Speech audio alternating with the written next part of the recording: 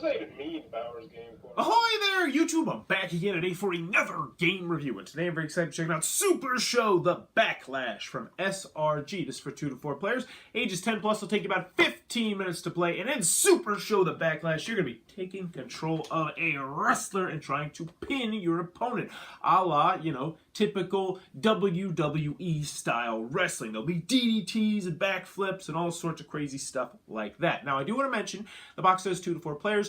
We're looking at only SuperShow the Backlash, which is going to only be a 2-player version of the game. However, there are different packs that you can get, which will have different wrestlers, which will have different flavors and different gimmicks. But let's open it up, and I'll tell you what I think about it. Alrighty then, so we're going to take a look at what you're going to get inside of SuperShow, the Backlash. So this is a standalone / expansion to SuperShow, in which you're going to be taking one wrestler, pitting them against another wrestler, unless you have more than one set, that is, and then you can do tag teams, triple head, and all sorts of stuff like that.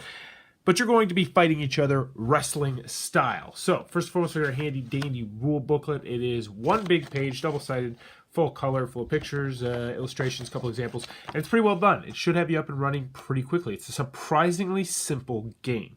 So in SuperShow, you are going to pick a wrestler, and as you may notice, some of them actually remind you of familiar wrestlers. This guy obviously looks a little bit like The Undertaker, Rob Graves, and I believe that is by design.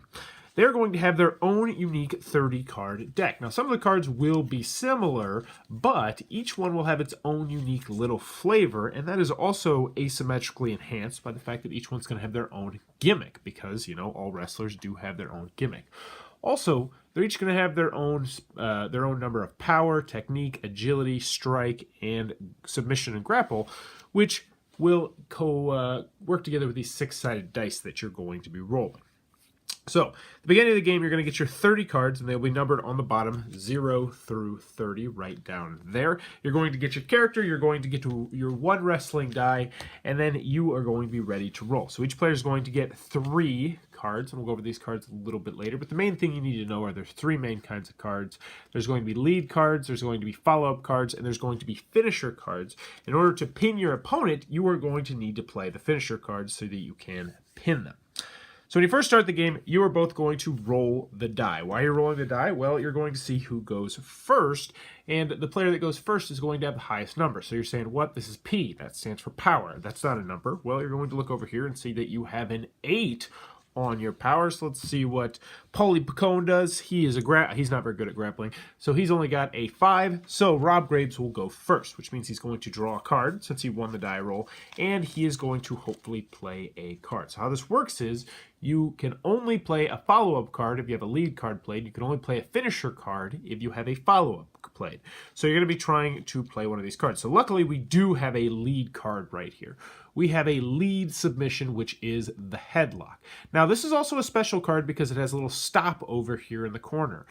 This means that it could stop anyone else's lead strike. So if our opponent was trying to lead strike us, then we could play this card and end their turn, which would be good. Also, it would help us, get closer to the finisher. So we're going to play this lead headlock right here. So we're going to play that. We'll see if our opponent has anything. Stop any finishing submission. Your next turn roll is +1, so that's really good, but not really useful right now. Stops any lead strike. That's the same card, so that's not going to help him.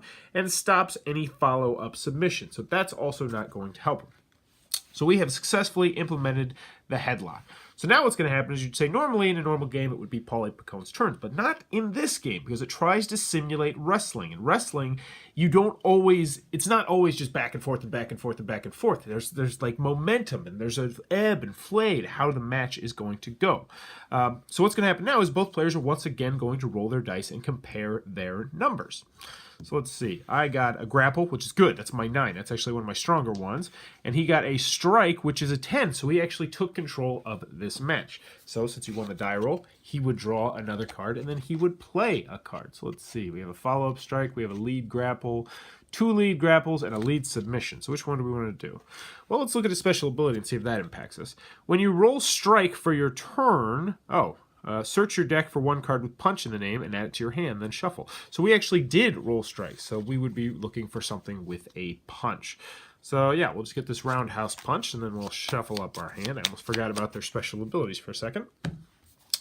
And let's see. So we still have our lead. We have quite a few lead cards.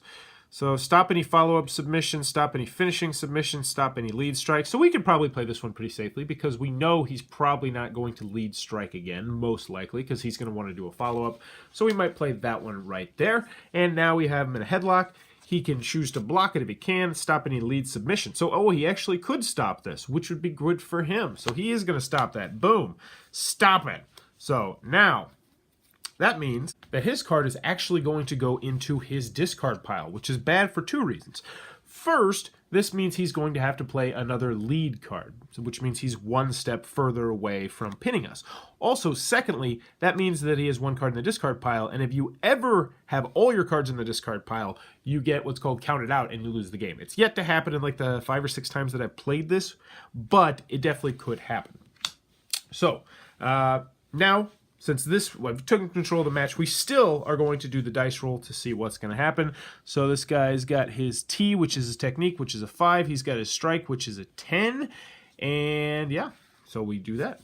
So let's see. We have our lead down. Let's see if we can do a follow-up, follow-up, follow-up, follow-up. We got a follow-up strike. And this is really good for us because we also have a special ability that correlates with the strike. So we'll play this one. We'll play the running lariat. If your strike skill is greater than your opponent's strike skill, stop any grapple card. So that is what it would do in the stop scenario. But right now we're just going to play it as a follow-up strike. So we have our opponent's hands over here. I think we might have actually switched hands, but oh well. Can he do anything to block a follow-up strike? No, he cannot, which means our follow-up strike is successful, which means we're one step away from completing this. Also, we forgot to draw a card because we won that. Now, our special ability is when you hit a strike, flip the cards until you flip a grapple, add that grapple to your hand. Now, the other cards, though, I do believe, with the flip, means they go into the discard pile. So that does kind of stink, but we're going to get another card in our hand, and we're hoping to finish them off right now. So we're looking for a grapple. Follow-up, that's a submission, strike, kick, grapple. So we got ourselves a DDT. And now we would once again rinse, wash, and repeat, rolling the dice, seeing who would take the next turn. They would draw a card and they would play a card. Now, what's going to happen when you finally try to finish someone off, you may ask? Well, you have 3 finishers in here that are your own custom finishers. Where are they? The 28, the 29, and the 30. And these are actually cards, there's a deck building element to this game, and you cannot use those in other people's decks because, well, you know, you can't steal other people's moves, I guess. So, for instance, let's just say we tried to do this. So we did our finishing submission, bada boom. We're going to pretend like he doesn't have something to block a finish to submission. So we're going to get +3 to the submission, bury up to 3 cards in your opponent's discard pile, then draw the same number of cards. We're not actually going to do that because we're just trying to show you how the finish works, but you would do the text on the bottom of the cards. And how this works is I'm going to roll the dice, and I have, a strike. Holy moly. So that means he has to roll higher than a 10. And he has 3 opportunities to do that. So he rolls the dice, and he's going to have to get his strike if he is going to want to beat me. So he's got technique. And he has power, which means we would have successfully pinned him and we would have won the match and the game would be over. However, what would happen if he would have tied or beaten us? Well, if that were the case, all the cards down here get cleared and go into the discard pile. And you can start to see a problem because despite the fact I am currently quote-unquote winning, I have a lot of cards in the discard pile, which could be a problem. Also, you flip the crowd meter card over. So the crowd is getting a little bit louder, which means all finish rolls now have +1 to them, which means it's going to be harder to kick out of a pin as you progress through the match and you're getting more tired. And it goes all the way up to 5. But anywho, you're going to continue to go until someone finally is able to pin the other player or until someone can no longer draw any cards because all their cards are in the discard pile, at which point one of those players will be the winner of SuperShow, the Backlash, and that in a nutshell is how the game's played. Alrighty then, SuperShow, the Backlash from SRG. What are my final thoughts? Let's go over the pros, let's go over the cons. First, on the con side, game's not going to be for everybody, for a couple different players. 2 players out of the box aren't very restricted player count.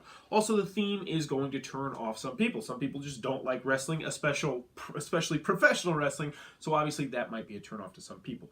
Also, randomness. There is tons and tons and tons of randomness in this game, which is going to be a turn off to a lot of people. Oh, you don't have a finisher card? Well, that's too bad. You can't pin your opponent. You know, you're rolling poorly on the dice. Well, too bad. That's just not it's not in your favor. Oh, the guy just pinned you, but then he rolled a 10, and like, oh, that's just bad luck. There's a lot of dice rolling in this game, and that's going to be a turn off to some people. Also, the fact that you don't go my turn, your turn, my turn, your turn, my turn, your turn is going to turn off some people just because that's a very foreign concept, and most games don't have that mechanism. Now, a lot do, some do, but most do not. Any other cons I have with the game? I like the concept of the different wrestlers having their own different feel and flavor, but it doesn't come across maybe as much as you would like it to. But most of this is all minor nitpicks, because overall, yeah, oh, and last con I do have with this is that there's not too many choices you're going to have on your turn. Generally, your hand is not going to be terribly large until at least midpoint or end point of the match, unless you're lucky enough to play cards that cards that give you more cards, which only a couple of them do. But all that aside, moving on to the pros, I really enjoyed SuperShow, and there's quite a few reasons why. First and foremost, this game is short, it is simple, it is easy to learn, and it is easy to teach, which is all really good. And I'll put it this way, I feel like if you like professional wrestling, or if you have liked professional wrestling, or if your kids watch professional wrestling and they're, say, 8, 9, 10 years old, they are really going to get a kick out of this game. So what do I like about this game? I like the fact that it feels, the theme comes across very, very well. The mechanisms and the theme work together to bring out and make it feel like it's a little bit of a wrestling match. It goes back and it goes forth, and maybe you'll win 3 rolls in a row, but then maybe your opponent will just play that stop card and take control and then pin you, but then you'll kick out on the last time, and the crowd gets a little bit louder. All the mechanisms work well together, and I like that. I like the artwork on the cards. I like the fact that the game is asymmetrical. Now, I wish it was a little bit more asymmetrical, like I mentioned on the cons, but I like the fact that you have your own unique wrestler. He has his own unique flavor, he has his own unique finishing moves, and I enjoy that. Another thing I really dug with this game that I did not get a chance to do, so I do want to mention that, is how simple it seems to create your own deck. I would really love to see this in like tournament play, where you could create your own deck and your own wrestler and do all your own, numbers 1 through 27. You can completely modify those however you want to do it, and I like that concept. So, I like the components. Oh, one more con I forgot to mention, it's a minor nitpick, is that there's yellow and orange on the strike and the tactical die, and every once in a while I'll be like, wait, is that strike or is that tactical? The yellow and the orange really aren't that easily discernible, but it's a minor nitpick. It's compact, it's portable, easy to learn, easy to teach. Overall, SuperShow the Backlash, I enjoyed it a lot more than I thought I was going to. My wife surprisingly liked it. Everyone that I've played it with so far has enjoyed the game. They really have. And the people who like wrestling liked it even more. So SuperShow the Backlash. If you enjoy wrestling, definitely go give this one a try. I liked it an awful lot. If you routinely play a lot of 2-player games, I still would recommend this one. Fits in a pocket or a purse very well. SuperShow the Backlash from SRG1 that I definitely recommend you check out if you enjoy 2-player games or if you enjoy wrestling. If you enjoyed this review, please be sure to click on that subscribe button down below in the comments below. Let me know favorite wrestler of, you know what? No, I've asked that before. Least favorite wrestler of all time. What was that wrestler that you hated, that you loathed, that just made your blood boil? For me personally, it was... Oh, that's a tough one, because there's been The Undertaker's my favorite wrestler of all time. John Cena's one of my favorite wrestlers of now. I love AJ Styles. I would say my least favorite wrestler of all time was probably... that's a tough one. Mankind. Mankind back when he was feuding with The Undertaker. After he got done feuding with The Undertaker and that, the Hell in the Cell and the Boiler Room Brawl and all that stuff was over, I liked Mankind a lot, and I read Mick Foley's books, and I really like Mick Foley personally. But back when I was younger, and Mankind and The Undertaker were just always in each other's face, I hated Mankind so much. But let me know who your least favorite wrestler of all time is. And as always, thanks for your time, YouTube.